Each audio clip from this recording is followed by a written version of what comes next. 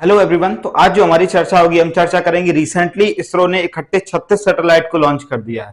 36 satellite, एक company है one web company के इकट्ठे 36 कॉमर्शियल सैटेलाइट को इसरो ने लॉन्च किया है और ये बहुत कम खर्चे पे किया है। साथ ही साथ हमने इस मामले में नासा को और रॉसकॉस्मोस, इसके अलावा स्पेस एक्स को भी पीछे छोड़ दिया है।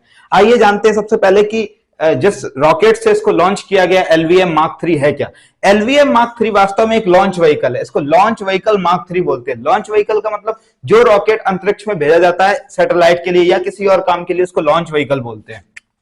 इसकी ऊंचाई 43 मीटर है, लगभग 43.5 मीटर इसकी ऊंचाई है। इसके अलावा इसका व्यास जो है वो 4 मीटर, ऐसा गोल गोल जो है वो इसका व्यास जो है वो 4 मीटर है। इसका द्रव्यमान बहुत ज्यादा है, 640 टन इसका द्रव्यमान है। साथ ही इसकी जो पेलोड की क्षमता है, पेलोड मतलब किसी भी कोई भी रॉकेट जितना वजन ऊपर ले जा सकता है उसको उसका पेलोड कहते हैं। तो ये 8000 किलोग्राम, अगर आप 0 से 600 किलोमीटर तक जाएंगे तो ये 8000 किलोग्राम ले जा सकता है, यानी कि 8 टन को ले जा सकता है। लेकिन अगर आप 36,000 किलोमीटर ऊंचे चले जाएंगे, एकदम ऐसे गए 36,000 किलोमीटर ऊपर, तो 36,000 किलोमीटर पर आप 4,000 किलोग्राम यानी कि 4 टन वजन को ले जा सकते हैं। इसके अलावा इसको पहले भी यूज किया जा सकता है, जब किया जा चुका है। जब हमने चंद्रयान 2 को लॉन्च किया था तो भी यही रॉकेट था, LVM-3। LVM-3 जो है वो एक क्रायोजेनिक इंजन पर काम करता है। ज्यादा थ्रस्ट पैदा करने के लिए, ज्यादा तेजी से ताकत लगाने के लिए क्रायोजेनिक इंजन का प्रयोग किया जाता है। जब क्रायोजेनिक इंजन लगाया जाता है तो हमेशा उसमें जो भी रॉकेट का वजन रहता है उसका 80 से 90% केवल ईंधन होता है। क्या ईंधन मतलब, इसको इतना ज्यादा ईंधन की खपत होती है कि 80 से 90% इसमें हाइड्रोजन फ्यूल यूज किया जाता है। साथ ही इसका जो मास का केवल 2 से 3%, कितना 2 से 3% या 2 से 2.5% ही किसका उसकी स्पेस में खाली रहता है, मतलब आप उसमें कोई चीज ले जा सकते हैं।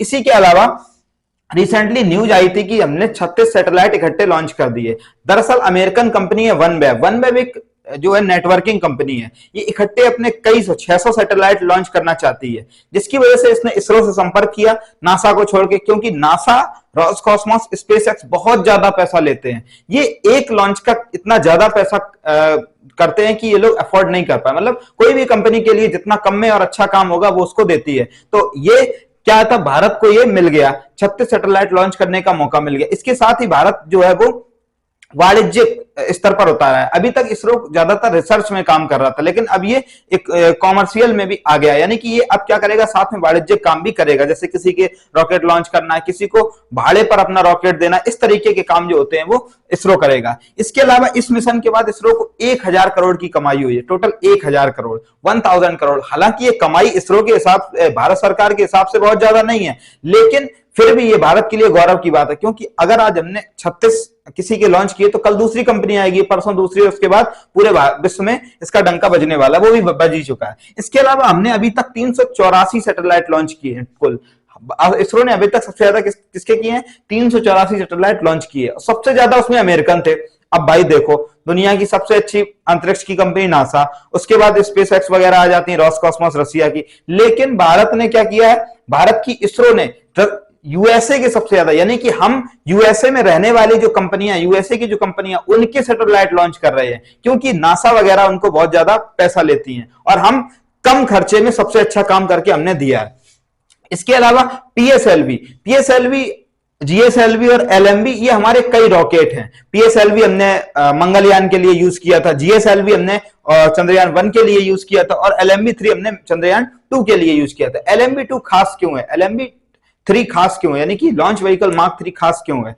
तो चंद्रयान 2 मिशन जो इसने इसी के द्वारा लॉन्च किया, एक वजह तो ये वजह हो गई। दूसरी है कि अभी तक इसने 5 मिशन में भाग लिया है, किसने, LMV-3 ने, और 5 के 5 सक्सेस रहे हैं। तो इस वजह से ये थोड़ा खास रॉकेट है और इस पर इसरो की विश्वसनीयता ज्यादा है।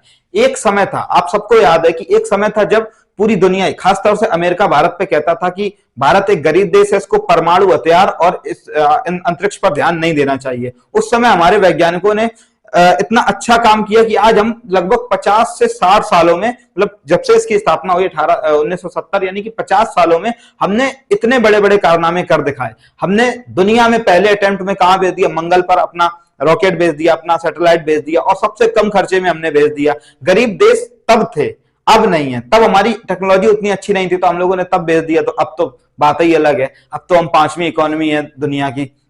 इसके अलावा भारत हमेशा से जुगाड़ का काम रहा है और इसका श्रेय हमारे वैज्ञानिकों को जाता है। लेकिन हमने देखा है कि हमारे वैज्ञानिकों को उचित सम्मान नहीं मिलता, वो कहीं जाते हैं तो लोग उनको पहचानते नहीं है। शायद एक आध दो लोगों का नाम भले, जैसे डॉक्टर अब्दुल कलाम थे या होमी जहांगीर बाबा, लेकिन बहुत से वैज्ञानिक, लाखों की संख्या में हमारे यहाँ वैज्ञानिक, हजारों की संख्या में इसरो में काम कर रहे हैं, लेकिन उनको उचित सम्मान नहीं मिलता, जिसकी वजह से कुछ वैज्ञानिक, सारे तो नहीं लेकिन मोस्ट ऑफ द जो ज्यादा पावरफुल माइंड्स है, इग्नाइटेड माइंड्स है, उनको कहां भेज दिया जाता है, उनको नासा चले जाते हैं, क्योंकि नासा में पैसा भी अच्छा मिलता है और वहां रिस्पेक्ट वगैरह भी ज्यादा रहती है कि नासा से काम करके आया है। अरे नासा से अच्छा तो काम इसरो कर रही है। तो हमें क्या करना चाहिए कि जो आसपास के हमारे इंजीनियर्स हैं, हमारे साइंटिस्ट हैं, इनको इतना सम्मान देना चाहिए अगर वो सम्मान के काबिल है। और प्राइवेट स्कूल से अगर कोई है कि फर्जी है तो उसको नहीं देना चाहिए। जैसे कोई आईआईटी से है या कोई बड़े संस्थान से या जिसमें एक अलग ही प्रतिभा है, तो उसको हमें बढ़ावा देना चाहिए। अब कोई ऐसा आ जाए कि हमने कहां से फलाने कॉलेज से कर लिया, डिग्री खरीद ली, तो उसको सम्मान देने की कोई जरूरत नहीं है, वो सम्मान के लायक नहीं होता है। इन सभी चीजों के बाद अब जो हमारी चर्चा होगी वो नेक्स्ट वीडियो में होगी। तब तक के लिए बहुत बहुत धन्यवाद।